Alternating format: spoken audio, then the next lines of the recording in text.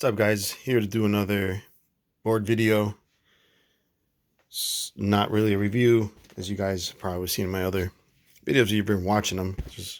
Anyway, so yeah, I got this board because again, I collect boards from my youth, and this is one of those boards I would see in magazines and things like that, and never came across it actually, to be honest. But I believe it was on Schmitt Stix, if I'm not mistaken. But it's let's take a look. This is from Lifeblood Skateboard Company. So you got some Lifeblood stickers. And you'll see here BK initials. This is Bryce Kanights. And this is number 37 of 60. So they did a reissue of this board. And it's actually signed. Speaking of signatures, there's a signature on the board. There's a signature on the invoice or the paper, whatever. And there's also another one by the graphics on the bottom of the board. But let's get it out of this plastic, because that's exactly what we're looking at, is crinkly plastic. But look at the wood on this thing, man. This thing's beautiful. Finish on that, the gloss. There's no marks from putting it on the racks and all that. I hate when that happens. But oh, let's see right here. It's made by PS Stix and made in Mexico. So I've seen a lot of varying qualities in Mexican boards from PS Stix, and I'm just glad this one's one of the ones that came out really, really nice.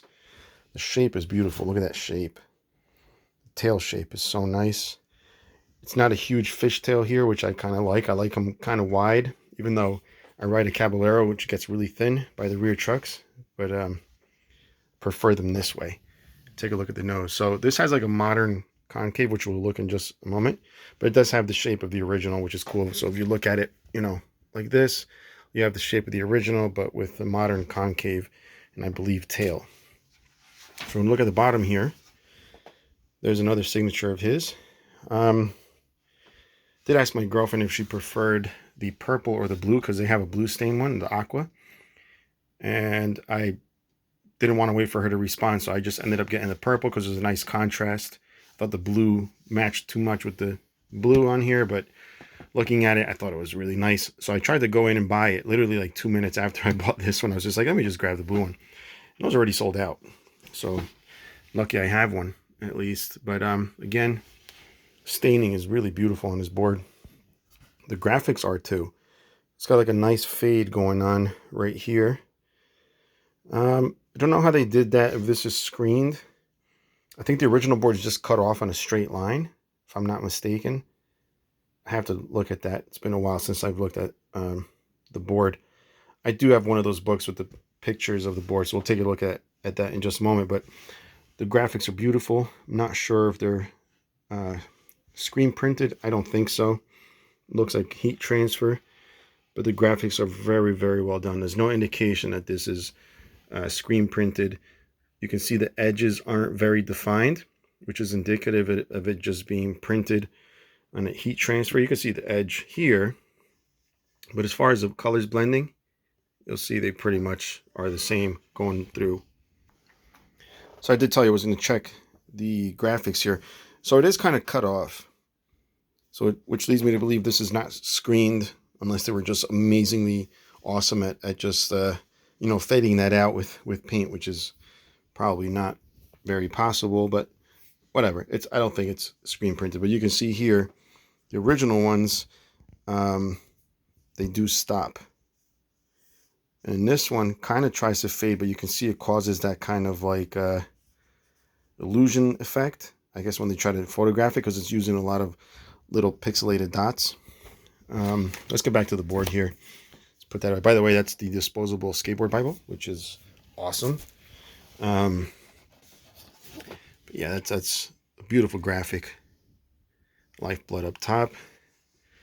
And look at his nose. So like I said, it's got a modern concave. You can see that concave is pretty decent. Nose is nice. This is another one of those boards that I wouldn't mind riding. I don't mind the nose being upturned. I just don't like when they're really long. Like a popsicle. Well, popsicle is just its own thing because it's the same on both ends pretty much. But like on older boards, I don't like the the huge noses. This is fine. I love this. I wouldn't mind riding that. Not going to ride this one though, but let's check out the tail. So that is a really steep angle right there. It's a really nice tail. I mean, the workmanship on this, it's really good. Very happy with it. I always like to check them for twist. Don't believe this had any. Nah, it's good. Yeah. So, yep. I would say go check them out. I mean, check them out anyway. Lifeblood Skateboards, but there's none of these anymore. This might have been the last one, even though the numbers don't indicate that. But again, you can choose different colors, so maybe the purple wasn't that popular, but it was the very last one. Because when I went to go in there, it was completely sold out. I literally clicked buy it now. Got a text from my girlfriend that says, oh, I like the blue one. Went to buy it like right away. And it had already been sold out. So it might have been the last or one of the last. But yeah, Bryce Kanights, Lifeblood.